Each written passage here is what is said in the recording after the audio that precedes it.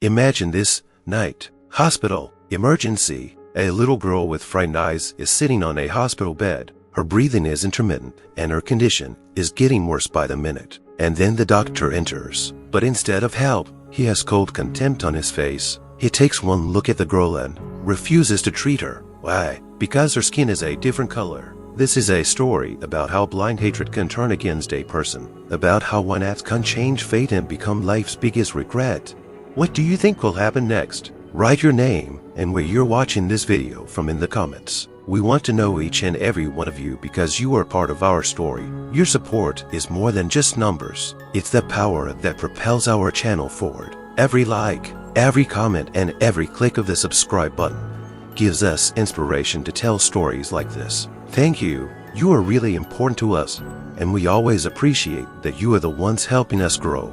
Watch till the end because the ending will definitely surprise you. Enjoy the show.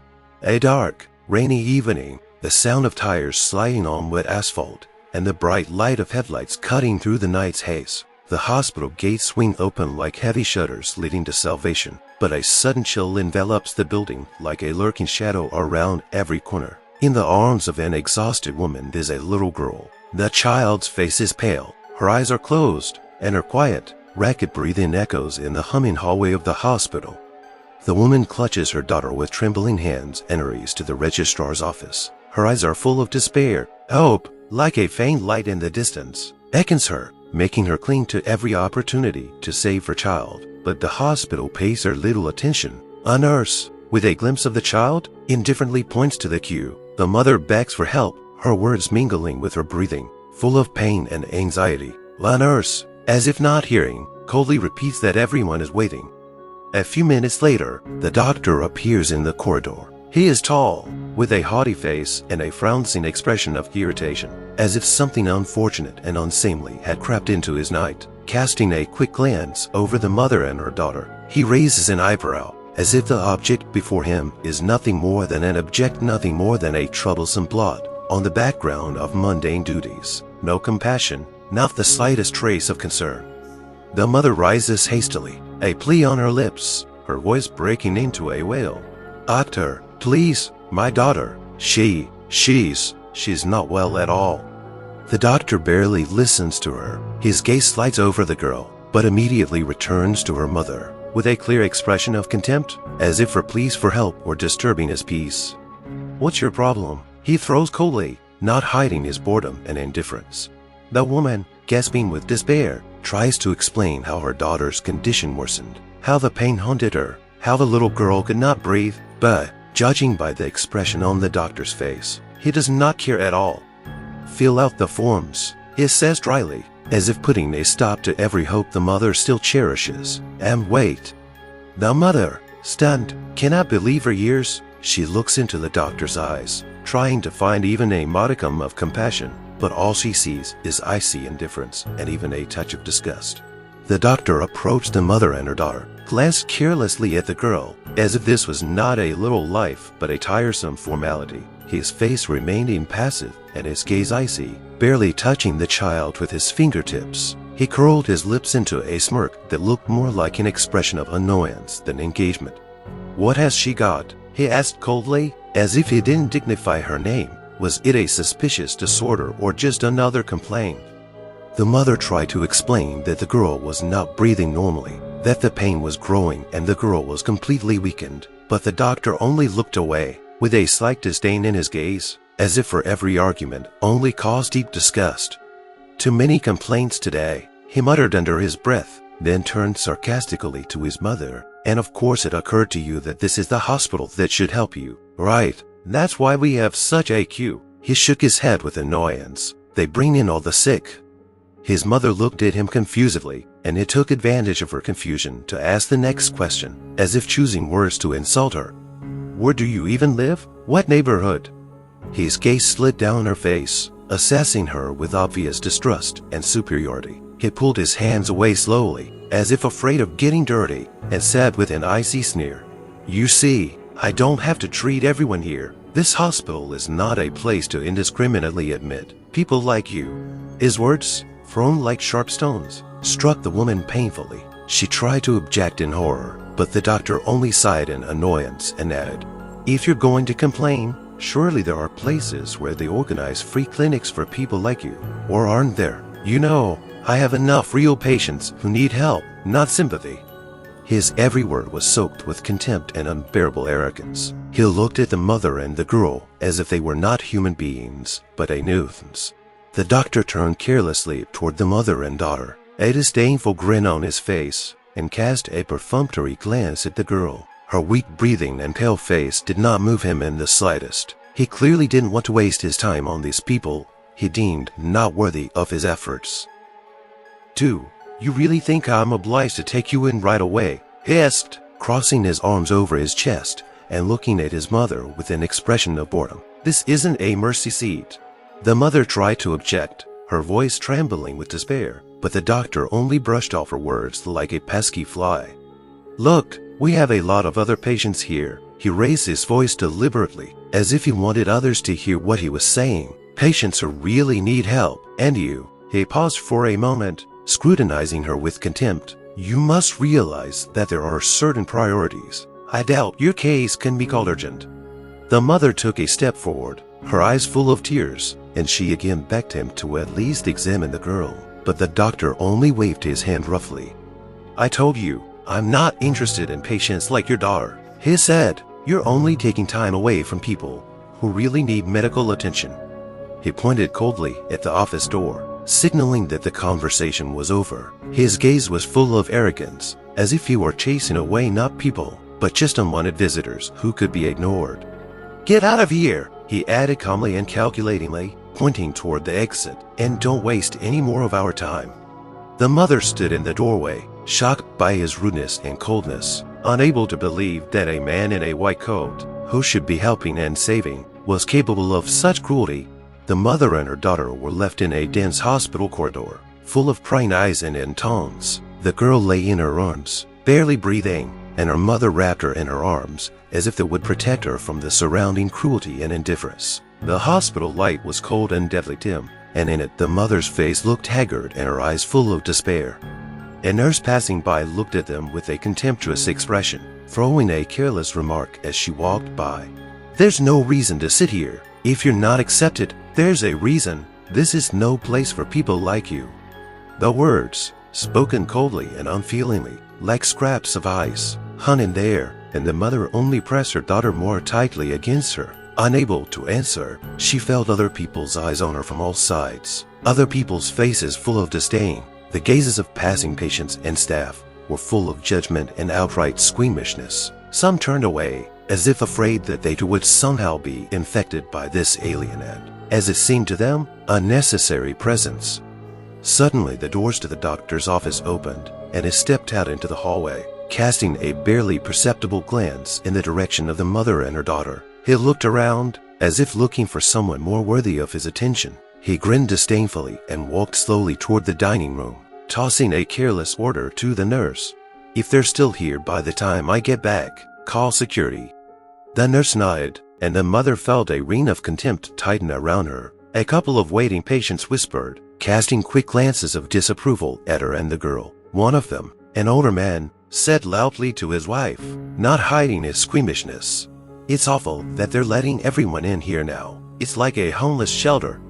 The woman only nodded, casting her mother a contemptuous glance. Feeling trapped, the mother realized she had neither the strength nor the right to defend herself and her daughter. Her hands trembled and her heart pounded in her chest, but she couldn't leave. She just sat there, surrounded by this wall of hatred, hypocrisy, and cruel indifference, with no hope and no way out. Time seemed to stop for her, stretching out every minute while she endured endless humiliation surrounded by people who saw her and her child as nothing but unnecessary worry. The minutes stretched endlessly, and the mother, trying to remain calm, periodically checked her daughter's breathing, feeling her small chest rise less and less. The girl's breathing was intermittent. Her lips began to take on a bluish tint, and her face became increasingly pale, as if the life was slowly leaving her body. The mother noticed that the girl's eyelids were trembling, as if she were trying to open her eyes, but her strength left her, and her head fell helplessly on her shoulder. For a moment, fear gripped her entire being. The girl no longer responded to her voice or her touch. She shook her gently, calling her name, but all she got in response was an anxious silence and the cold, dead stillness of her small body. Panic-stricken, the mother rushed to the door of the doctor's office from which he had recently left, knocking and calling his name as if that might awaken a modicum of compassion. She screamed, begging for help. "Please, my daughter, she's not doing well. Help her. She's not breathing. You can't just leave her." The doctor appeared at the end of the corridor with a disgruntled expression on his face, interrupting his lunch. He took his time. His steps were slow, even lazy, as if he wanted to emphasize that he wasn't going to rush through someone he didn't think was worthy of his time. His face expressed irritation, as if the mother and her daughter were just an annoying nuisance that interfered with his daily routine. When he approached the woman and saw the girl in her arms, his face remained cold, as if covered in ice. He glanced at the girl as if she were nothing more than a doll, an object without a soul that wasn't worth his attention. "I've already told you," he said in a low, sharp voice, pulling away from the girl, "that it's not my problem. Find yourself another hospital or go to the emergency room if you need to." The mother, desperate to reach him, pleaded with him again, explaining that the other hospital was too far away, that the girl would not survive the trip, but the doctor only waved her away irritably, as if her words were nothing. "How many times do I have to repeat myself?" His voice was full of fatigue and irritation. "If she's already unconscious, you should have thought of where to go sooner." The doctor looked coldly again at the mother clutching her daughter's breathless body, and his lips curved into a contemptuous sneer. Instead of the slightest hint of concern or sympathy, his gaze expressed only disgust and an unshakable sense of superiority, as if he stood over them like a judge who sees nothing but a pathetic picture before him.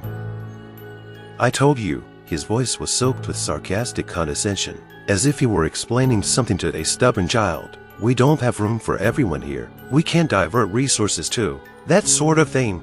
A nurse standing nearby, watching the scene, gave her mother a quick glance, but remained silent, as if afraid of breaking an unspoken rule or alarming the doctor. Her eyes expressed an inner conflict, but under the pressure of this imperious and harsh tone, she remained impassive, as if her capacity for sympathy were stifled by the weight of authority. "You see," the doctor continued, looking down at the mother, as if she were something completely alien and insignificant, "we can't accept everyone here. This is a medical institution, not a charity orphanage. Bringing in children," who he cast a dismissive glance at the girl, "clearly need special treatment. To put it mildly, is just disrespectful to those who really appreciate our help." His words flew down the corridor, leaving an invisible but tangible wall of prejudice around them. He did not hide his contempt. On the contrary, as if he deliberately displayed it to show everyone who was entitled to his attention. His every word, full of racist stereotypes, seemed to trap the mother, forcing her to hear the cold humiliation again and again. The doctor was not moved in the least by the mother's tears, her pleas and desperate attempts to explain that the girl could not wait any longer. He turned away without even looking at the child, as if her life were just a minor irritant to him. His inaction was like a cold, heavy weight pressing down on everyone around him, instilling fear and suppressing the slightest possibility of protest. The hospital staff remained silent, as if spellbound by his unyielding confidence and cruelty. Nurses, orderlies, and even other patients dared not intervene, overwhelmed by his commanding presence and his ruthless words. Imbued with pride and prejudice, through the quiet and tense hum of the hospital corridor came the steady sound of footsteps. A tall, stately man in a perfectly fitting, expensive suit, with sharp but elegant features and a focus case, entered the hospital as if time had slowed down for a moment. His presence immediately attracted attention. He gave off an aura of strength and confidence that inspired respect and even slight fear. He looked around, and his eyes rested on the woman and girl sitting in the corner of the corridor. The sight of her haggard face, her weeping eyes, and the pale, lifeless body of her daughter caused a flash of alarm in him. His serious expression changed to one of concern, and without wasting a second, he strode confidently toward them, pushing through the crowd of patients and staff who instinctively parted in front of him. As he came closer, he leaned over to the mother and the girl, scrutinizing the girl with a worried look. He didn't need to ask too many questions to realize that the situation was critical and that help, for some inexplicable reason, had not been forthcoming. "What's going on here?" Why isn't anyone helping?" His voice, calm but firm, cut through the silence like a thunderclap. The hospital staff became alert, and even those who had not seen him before immediately realized that this was a man whose opinion was not used to being taken lightly. He turned to the girl's mother, leaning closer, and asked, already softer but no less serious, "Has anyone ever refused you help?" The mother nodded, struggling to hold back her tears. Ed, daring to look up for a moment, looked at him hopefully. The man nodded briefly, his jaw clenched in suppressed anger, and he stood up, his gaze icy and determined. Those gathered around frowned as they watched this man, full of determination and indignation, plan to demand an answer for the indifference and cruelty that had caused the child suffering. The doctor, just as he was leaving the dining room, noticed a man in an expensive suit standing at the end of the corridor, angrily surveying the surroundings. He immediately realized that this man was not just another visitor. The doctor's face, which had recently expressed disdain and smugness, changed immediately. The confidence disappeared, replaced by a shadow of anxiety. He began to walk slowly down the corridor, watching the man, hoping that his approach to the mother and daughter was just a coincidence. But when the man turned to the staff, in a voice full of authority, demanding an explanation, the doctor realized that his worst fears had been realized. This man, who did not hesitate to probe for details and demand answers, was not just a casual visitor, he was the girl's father. The doctor felt a cold sweat run down his back. He instantly recognized this man, powerful and well-known in the city, a man he would not want to clash with. The man looked around, and his gaze rested on the doctor, in whom he unmistakably recognized the culprit. The doctor felt as if he had been caught in a trap. His former self-confidence and sense of superiority dissipated. Giving way to fear, he hurried toward the man, trying his best to feign professional interest and sympathy, though his eyes were now filled with concern. "Good evening, sir," he tried to speak softly, even a little ingratiatingly, as if he'd forgotten his recent cold disregard for the mother and her dying daughter. I was just about to help. I just wasn't sure of the urgency of the situation." But the man was not impressed by his words. The girl's father looked at him with icy fury, and it made the doctor feel insignificant. He already knew that excuses would not help, and that by his behavior, he had lost the respect and trust of this man. "Are you serious?" The man looked at him with such dislike that the doctor inwardly shrank. "My daughter is dying, and you weren't sure of the urgency." The doctor felt himself blushing under the judgmental stare, his face taking on a pitiful expression. He immediately tried to feign concern and care, forgetting his recent coldness. A moment ago he had been confident of his power, but now, in front of this man, he felt broken, naked, and insignificant. The man in the suit stood right in front of the doctor, and his gaze left no chance to hide from the truth. Everyone held their breath, realizing that a situation was unfolding in the corridor that could have serious consequences for anyone involved. This man was not just influential and wealthy. The girl's father was a major businessman, whose reputation stretched far beyond the city. His name was known among politicians, influential investors, and public figures. This man could easily put not only a doctor out of work, but also undermine the status of the entire hospital if he wanted to. His contacts and connections extended so far that even a rumor of his displeasure could cause serious scrutiny and devastating consequences. The doctor, recognizing who the man before him was, felt the floor leave beneath his feet. He remembered the many stories of how this man had gotten his way and brought justice where he saw fit, leaving his enemies unpunished. The neglect and indifference that had recently been so familiar to him had now turned against him. Inside the doctor grew the realization that his reputation, his position, and even his future could be ruined because of one single act of racist beliefs and neglect of a child. The man did not shout or threaten, but his silent rage and contempt spoke for itself. He stood across from the doctor without lowering his gaze, and this silent condemnation was far more frightening than any verbal threat. The doctor felt that his power and status, which had recently seemed inviolable, were now hanging by a thread. He realized that by his action, he was not only in an awkward position, but that he had put everything he had at stake.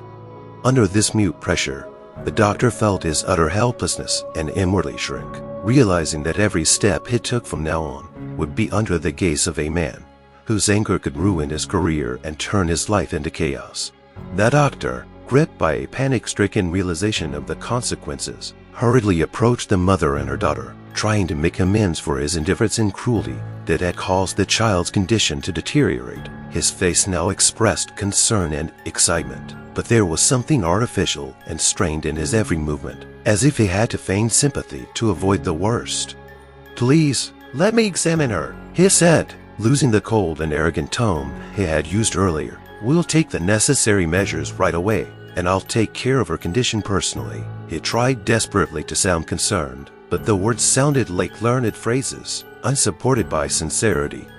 The girl's father remained silent, staring at the doctor with a gaze that showed both disappointment and contempt. It was obvious to him that all these actions of the doctor were nothing more than fear of the consequences, of the possible destruction of his career. It was as if the man saw through the doctor, realizing that behind all his care, there was only a desire to avoid responsibility for the cruelty and neglect he had shown to his daughter.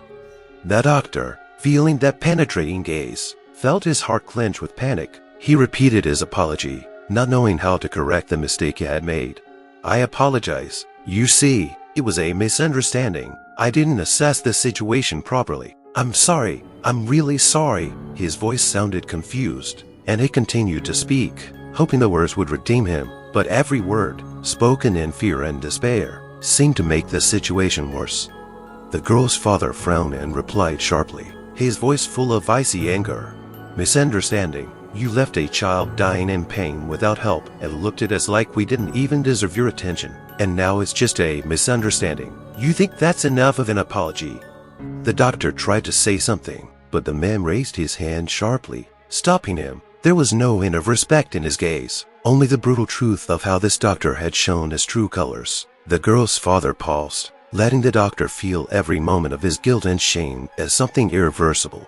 When the man and his daughter finally left the corridor, leaving the doctor standing in a heavy silence, a feeling of emptiness and loss came over him like an icy tide. He slowly sat down on the chair, trying to realize how only a few hours ago he had been completely confident in himself, his status and unquestionable authority, and now he was alone in an empty hallway where it seemed every corner and chair all reminded him of his humiliating failure. The silence pressed down on him like an invisible weight, bringing him back to the actions and words that had seemed natural and even right to him not so long ago. He remembered his contemptuous glances, his words full of hidden hatred and indifference, and the sense of superiority with which he had rejected his mother's pleas. Those words echoed now, becoming more insulting, harsher, emptier with each passing second. Suddenly he realized how profoundly mistaken he had been in thinking that his racist behavior could be hidden behind a white coat and a sense of superiority behind a mask of professionalism. That mask was now shameful. For the first time, he saw himself through the eyes of another man, one who felt nothing but contempt and anger for him, who was insulted not for himself but for his defenseless daughter. That look shattered his delusions of his infallibility and importance. He realized that his behavior had deprived him not only of his professional reputation, but also of the respect he had thought inviolable. He realized that the prejudice and hatred to which he had succumbed did not make him stronger or superior to others. On the contrary, they showed his weakness, his unwillingness to see people truly as equals. This realization hit him with tremendous force. He had hurt not only the girl, but also himself, depriving himself of respect and trust that could never be regained. Left alone, the doctor suddenly realized that his actions would be remembered again and again. He was no longer the man he thought he was. This painful lesson showed him how low he had fallen in his cruelty, how he had destroyed his own reputation with his own hands, exposing the darkest and lowest things that lurked in his soul. The events of that evening unfolded with the inevitability of an avalanche, engulfing the doctor in a maelstrom of consequences that he feared the most. Soon not only his colleagues, but also the hospital management, patients, and even the press became aware of his action. The story of his refusal to help a little girl, of his callousness and outright neglect, began to grow, becoming a symbol of all that doctors are obliged to avoid. The reputation he had spent years building was now crumbling in a matter of days. Every day, he felt himself losing the respect of his colleagues. They no longer looked at him as an experienced specialist, but shunned him as someone whose moral degradation contradicted the oath they had all taken. Even patients who had previously trusted him with their lives began to avoid him. To everyone, he was no longer a doctor, but the embodiment of cold prejudice, a man who might turn away at the most important moment. Soon the legal checks began as well. The hospital management, under public pressure, could not afford to turn a blind eye to what he had done. The inspections and interrogations became a daily reality, threatening his license and career. He now feared daily that he would be fired, that he would be permanently banned from practicing medicine. His professional life, built on years of training and effort, was cracking at the seams, crumbling under the weight of what he had done. But perhaps the most painful thing for him was not the loss of his career and status. The real punishment was the realization that he had turned himself, by his own hand, into a man whom no one respected. He could no longer see himself as a savior or an authoritative professional, for that active bias had destroyed everything he considered valuable in his work. Every day he looked in the mirror and saw before him a man he himself could not respect, a man who had lost not only the trust of society, but also his own sense of pride and importance. Friends, how do you feel about this story? Please share your opinion in the comments. Perhaps some of you have faced injustice and bias in your life. Tell us how it affected you or your loved ones. We really appreciate each and every one of you. Your support is incredibly important to us, and it is thanks to you that we are able to share these stories. Subscribe to our channel and give us a like if you care about this topic. It will help us tell more meaningful stories. We wish you a good day and justice in all you encounter.